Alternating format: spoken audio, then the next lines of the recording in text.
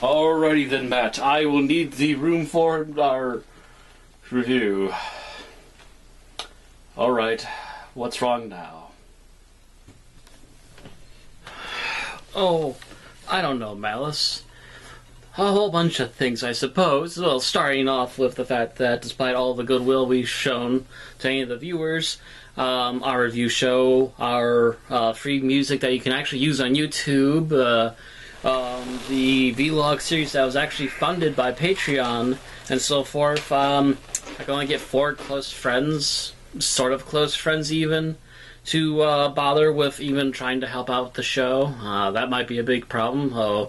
There's also personal life issues like student loans and so forth that are now trying to crush my family, and the lackluster work being done by our lawyers to help out with this problem.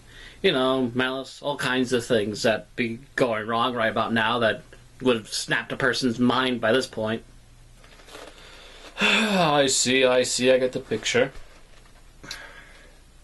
Thinking, though.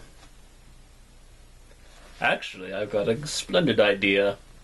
Obviously, you need to vent out some frustrations, yes, Matt? Uh-huh.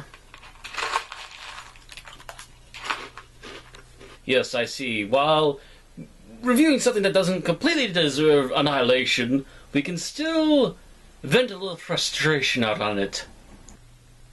Oh yeah, something to relieve the stress would be great right about now.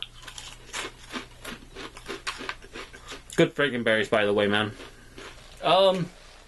Check your desktop there, Matt. Nice little list of upcoming reviews. I think you know what I mean, because obviously we share mental information once in a while.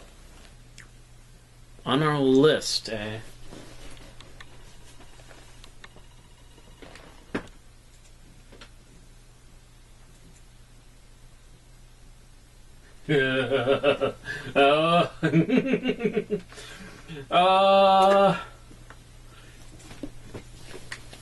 Yeah, I'll say it's worth it.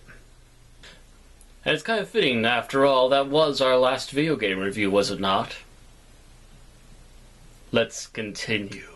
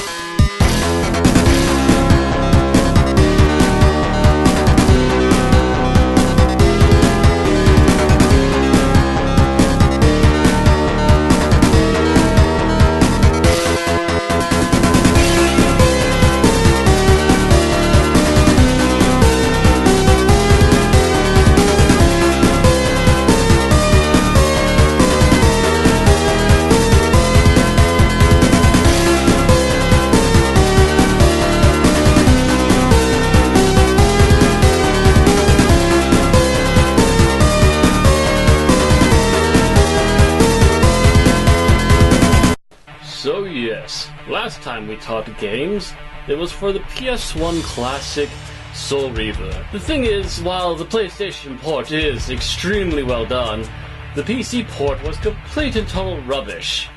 And thus far, it is pretty much pointless for any PC users to actually get it, forcing any players who wish to actually touch it to either have a PlayStation 1, a PlayStation 2, or a PlayStation 3, as well as also the ability to get an emulator if you happen to have a computer that's strong enough and don't have any of the actual systems. Not to mention finding a copy of the game anymore. But also it should be noted that the next game in the series is considered to be quite good as well. So it's time to cover yet another Legacy Kain game. Following directly off of what happened at the end of Soul Reaver 2 picks up with Raziel talking with Mobius.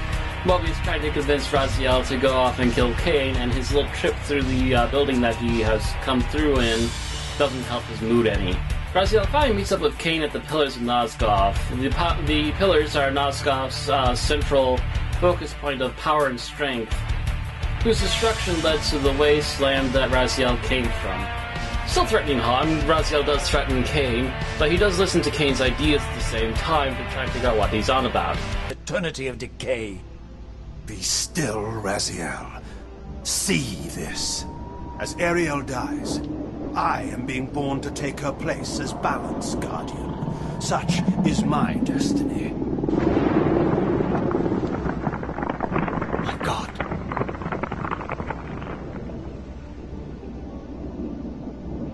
At the moment of my first cry, Ariel's beloved, the Guardian Nupraptor, finds her corpse.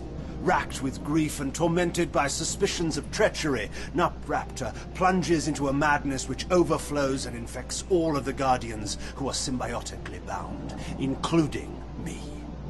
The repercussions of Ariel's assassination were expertly calculated. The entire circle descends into madness, and I am tainted at the moment of my birth, instantly rendered incapable of fulfilling the role destiny has prepared for me. Shall I show you the same mercy you showed the rest of the circle, then?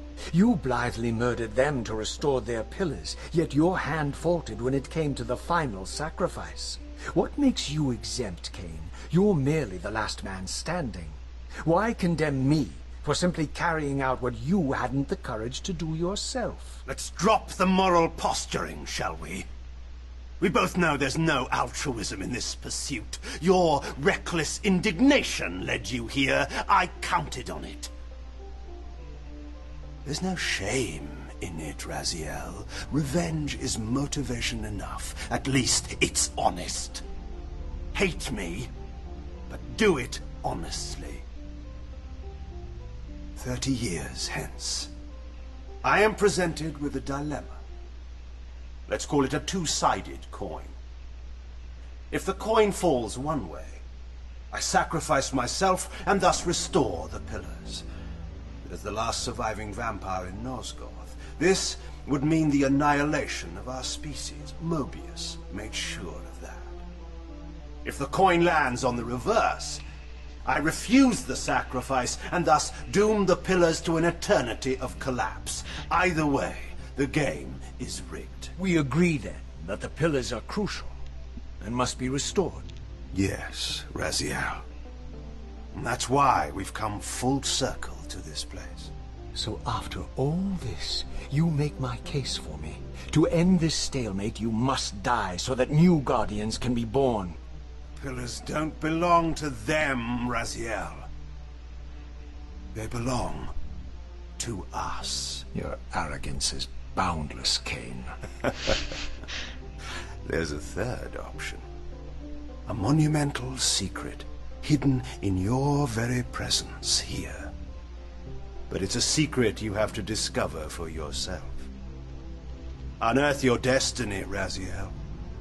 It's all laid out for you here. You said it yourself, Kain. There are only two sides to your coin. Apparently so. But suppose you throw a coin enough times. Suppose one day it lands on its edge. To which Kain proposes a possibility to undo the corruption that has been taking Nosgoth, but also not to take on the same short straw that fate had given Kain, which means that he wouldn't have to kill himself. Before long, Raziel starts to figure out that the vampires are the creators of the Soul Reaver, and that both the Elder Gods and Mobius might be trying to pull something that, in fact, won't save Nosgoth, but, in fact, in turn, will continue to doom it to the possibly even worse fate that has already befell it by Kain's corruption. Along the way, Kain finally uses Raziel and the Reaver to try and warp time. They manage to finally do something, resulting in a massive warping of the time frame that has happened in the past. But before Raziel can be warned of the effects that happened by Kain, he disappears and is abducted by the Elder God, and is kept there until a much later time, leaving Kain to start his hunt for Raziel before he does something that could destroy them all. Obviously, it's plain to see that the storytelling and the voice acting in this game are still quite stellar, just like the original game. and again continuing the attempt to further the storyline as these two characters try to save the world they are forced to live in still, managing to start to weed out all those that apparently have been opposing them all this time. And the vampires also start to finally unlock some of the secrets of their world, and try to warp time in order to save Kain from corruption and keep Nosgoth from dying. While this is good, if not better than the previous game, however there are some major issues. While the game crashes less often, it still needs to be forced into compatibility mode for issues like this, making people who have to change it to a Windows 98 setting just to keep the game from randomly getting caught in the middle of a cutscene or fighting some enemies, and having to go all the way back to the last time they were actually able to save the game, which could have been more than a half hour ago. And if that isn't bad enough, the game was obviously a direct port to PC with little to no changes to the actual controls from PS2, making the dodging mechanics really hard to work with, and therefore making the fighting far more of a chore than it should be. This, mixed in with a bunch of odd and hard to understand puzzles, sometimes have a tendency to also crash or not work properly. The game just comes to a complete and total crawl and fights the players instead of actually guiding them through an interesting world with new and interesting ideas and sights to behold for this particular franchise. So in the end, the game comes off as rushed and broken on the PC, despite some crazy nutjobs that apparently hate themselves and love horrible controls, bad camera. Oh god, did we mention the bad camera? And a haphazard product that's forced onto us for money, despite the fact that Eidos knows that this game has been broken for a long time now, and have done exactly nothing to actually fix it and make it better. At this point, you're better off trying to find a PlayStation 2 and a copy of the actual game and play it on there, even though it's still kind of a bit buggy and glitchy. Buying this from Steam and most likely GOG is not recommended for people who like to have a fair and good time with their games. So, with that review finally out of the way, and that stress alleviated a little bit, I leave you all for now. We'll be back.